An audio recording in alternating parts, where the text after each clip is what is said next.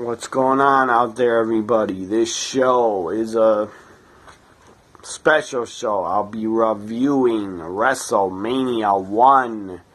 There's the old box from WrestleMania 1. But I got a DVD in here of WrestleMania 1. Anyways, here it is. I will be reviewing WrestleMania 1. Happened in 1985, I believe in March. And I am reviewing WrestleMania 1 because I did not review it in any other videos. The first WrestleMania I reviewed was in my Year of Wrestling video, Part 1, 1987, Year in Wrestling video. That's the first WrestleMania I reviewed, and it was WrestleMania 3.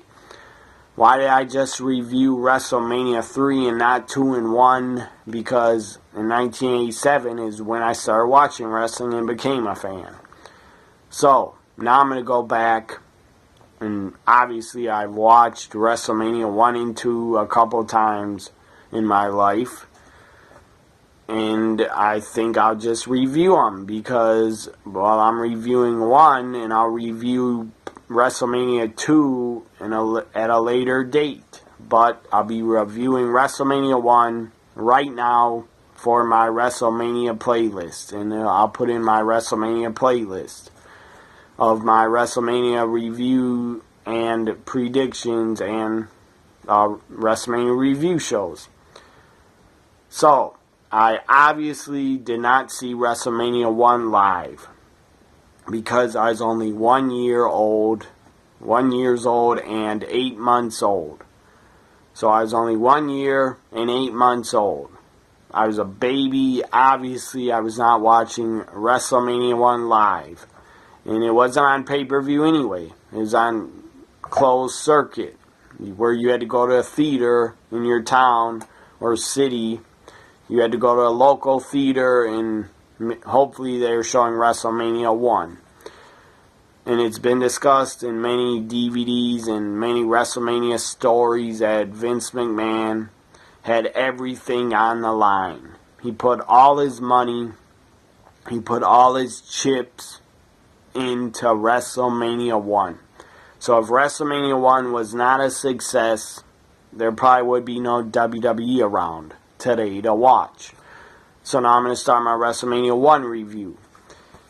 And I didn't see WrestleMania 1 until I was probably at least, I'm trying to think, I didn't see the entire WrestleMania 1 show until I was probably 12 or 13 years old. Maybe even older. I don't really remember. But I did buy the video on I bought it used on Amazon, and I think it was after the year 2000. So I didn't see WrestleMania 1 until I was like 16 years old, the entire show. But I have seen a lot of clips of it before then. Anyways, here we go. And this isn't going to be very long of a WrestleMania 1 review because the show wasn't that long, and a lot of the matches were not very good. A lot of them were kind of boring. Here we go. First match kicked off the show was the Executioner, a white guy, super pale white guy under a mask. I don't know who the hell he was. I don't care. He wasn't that good of a worker because a year later at WrestleMania 2 or 3 or 4, there was no more Executioner. He was gone. He's probably just a worker that disappeared and worked a whole bunch of territories. I don't know where the hell he went, and I don't care where he went. The Executioner is the guy's probably dead by now. Who knows? Anyways, he took on Tito Santana. Tito Santana, great worker, great wrestler. The guy had a great career, especially in the WWF. He had a great run. He was a tag champion and an intercontinental champion. Tito Santana, very good worker. Tito was. I'm not sure who won because I haven't watched WrestleMania 1 in a long time, but I think it was DQ maybe, or maybe Tito won. I don't remember. I'm going to just discuss what I remember about these matches. I don't know for certain which, every single match I'm not going to know which guy won or not, except for a couple. King Kong Bundy up next against, I don't know if this was a second match, I'm just reviewing the entire show. I'm not saying these matches are in order, they're probably not. King Kong Bundy against S.G.D. Jones, Special Delivery Jones. Was a decent worker, but S.D. Jones was always a mid-carder. And the guy, in his WWF run, the guy never even got any title shots ever, or was never really used on a major pay-per-view except WrestleMania 1. I think S.D. Jones was gone by WrestleMania 2, or he's barely used. And he definitely wasn't used on 3 or 4. So King Kong Bundy, the bell rings. This match lasted, I think they were saying it was a record 9 seconds or 8 seconds, but it probably went 12 seconds. Bell rings. King Kong Bundy runs, squishes S.D. Jones in the corner, does his finisher, the avalanche. S.G. takes a back bump, then King Kong Bundy does a big splash on him. 1, 2, 3, the match is over like that. So the bell rings and it lasts about 10 or 12 seconds. The match is over. A freaking WrestleMania record that would last for like 25 years, or over 20 years. King Kong Bundy wins and squashes S.D. Jones in like 12 seconds. Up next, Matt Bourne, who was a pretty good wrestler and worker in his career. He would go to WCW later and become Big Josh, where he had a lumberjack gimmick. And then later he'd become the original Doink the Clown, and he played Doink great.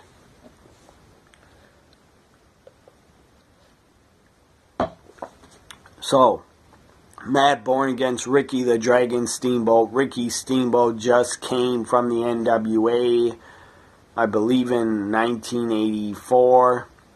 He came to the WWF and came to work for Vince, and then in 85 he was featured on WrestleMania 1. Ricky Steamboat wins with a high cross body off the top. Up next, David Sammartino, the son of the legend Bruno Sammartino. Well, David, in my opinion, was not very good. The guy's body was pretty out of shape, and he was a pretty chubby wrestler. He didn't look like a star, and I feel kind of sorry for David Sammartino because the guy could never, ever, ever fill and be as successful as his dad Bruno was. So, against Brutus Beefcake with Luscious Johnny V in Beefcake's corner.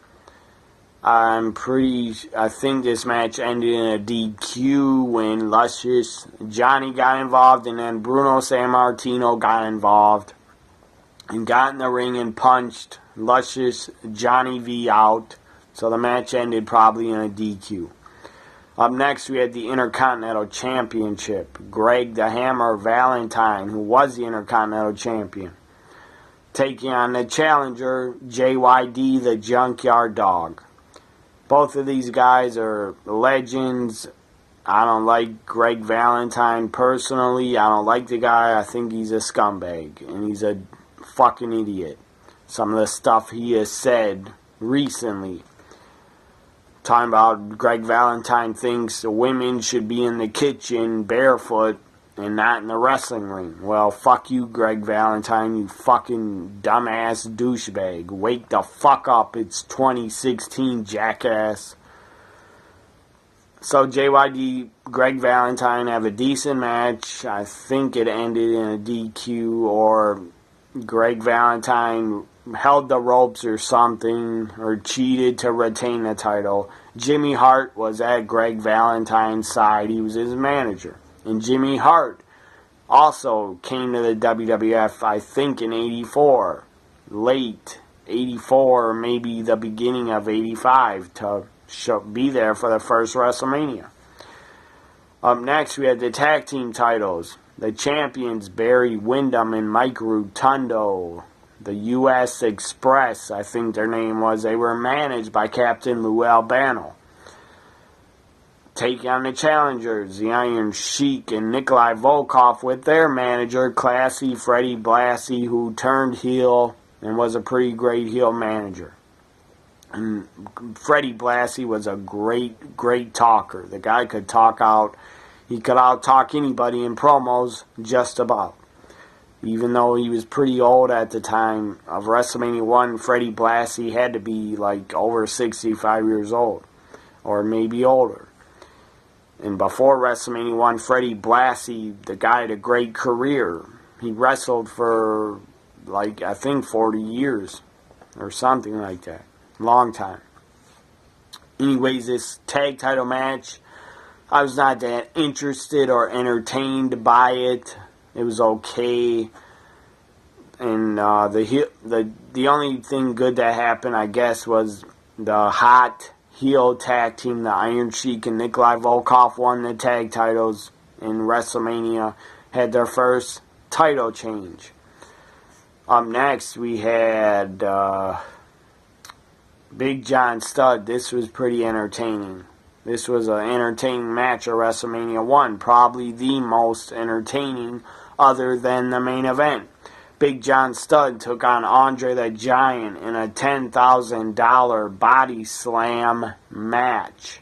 First guy to body slam their opponent would win.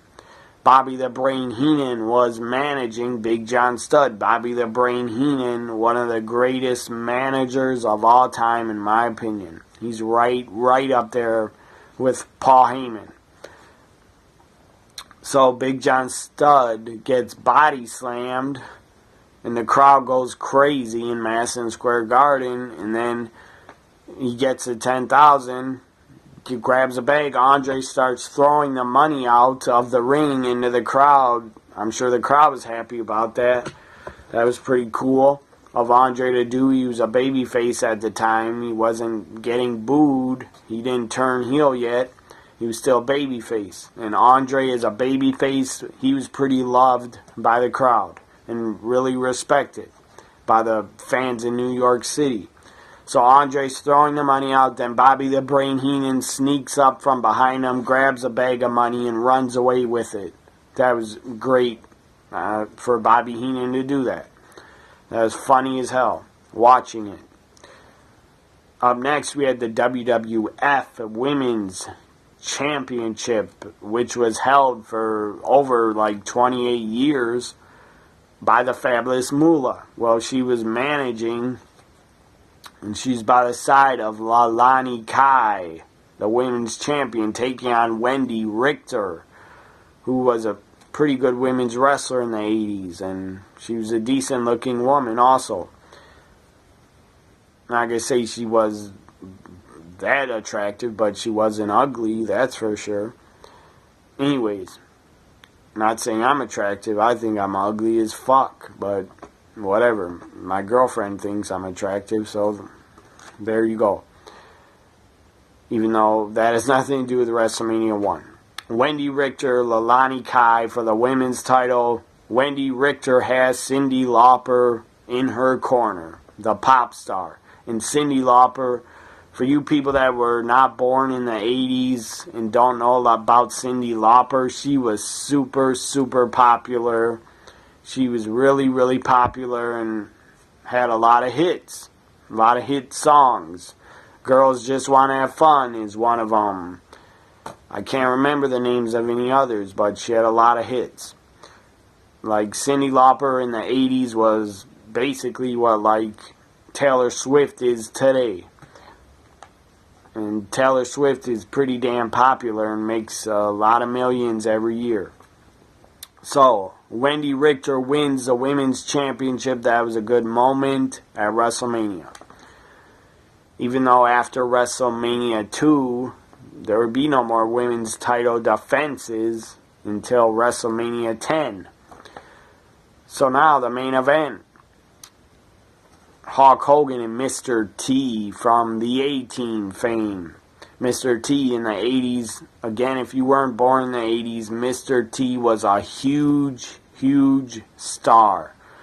The guy had a hit TV show, and the guy was a larger-than-life character.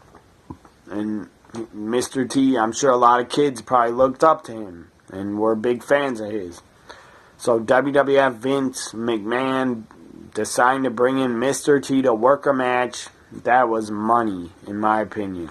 Because Roddy Piper also is on the other side team. Roddy Piper as a heel, ripping Mr. T all the time in promos, ripping him apart, owning him on the mic. That was absolute genius on Roddy Piper's part to do that. Because Roddy Piper probably drew that sellout at WrestleMania 1 because a lot of the people wanted to see Mr. T and Hulk Hogan kick Roddy Piper's ass. So, main event is Roddy Piper and Mr. Wonderful Paul Orndorff with Cowboy Bob Orton in their corner. Liberace came out is the guest, I think, ring guest timekeeper. Billy Martin, former Yankees manager. Billy Martin came out. I think he was a guest ring announcer. Who else came out?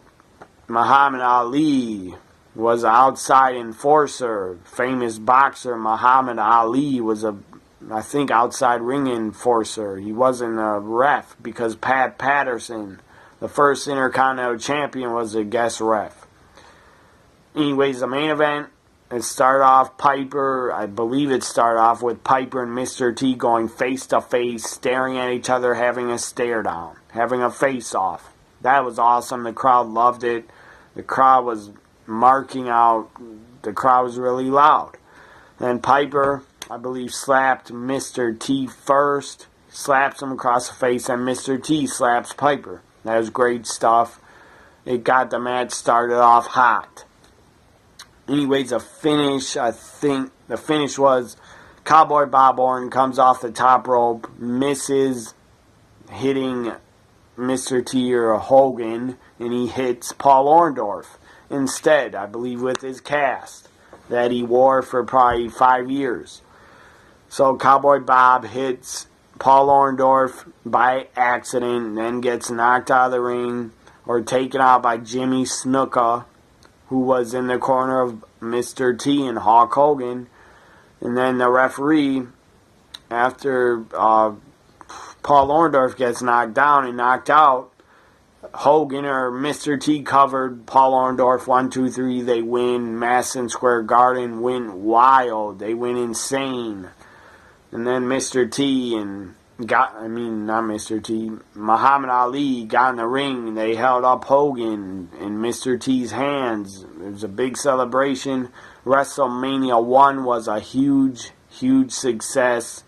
Vince saved his company that he took over from his father, Vince McMahon Sr.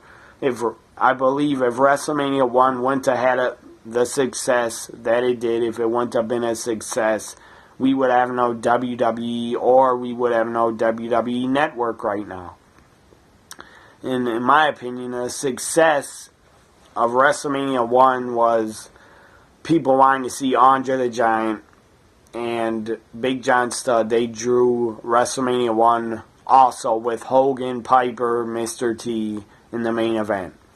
The other matches didn't even have to happen. People probably just wanted to see Piper against Mr. T and Hogan, and people would have filled up and sold out Madison Square Garden just to see Piper get beat up. I'm pretty sure of that. Anyways, this was my WrestleMania 1 review. A lot of matches weren't that good at all. A lot were boring. And I don't really recommend you go back and watch WrestleMania 1 unless you want to take a nap. Because as a fan in 2016, even for me, it's pretty boring. I would not go back and watch it anytime soon. But if you have not seen, if you're a new fan of wrestling, just started watching a year ago or just started watching in 2016, I do suggest that you go back and learn your history and watch WrestleMania 1 if you've never seen it.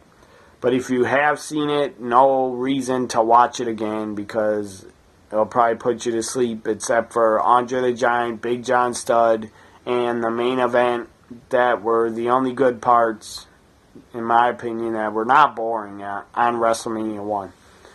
So, and it's much, if you watch WrestleMania 1, compared to today's wrestling business and today's wrestling product and today's WWE, WrestleMania 1 is very different. The show is very different. Even the arena is not lit that well. They just got lights on the ring. But they did have a lot of celebrities there. So, whatever. WrestleMania 1 is a historic event. If you've never seen it, watch it on the network. So, hope you enjoyed my WrestleMania 1 review. I'll be doing WrestleMania 2 review, I don't know when, in the future, before WrestleMania 32. That's for sure. Anyways, follow me on Twitter at TNAWWE Guy and at NXTWWE Guy. Hope you enjoyed WrestleMania 1 review. Have a great week. Bye for now.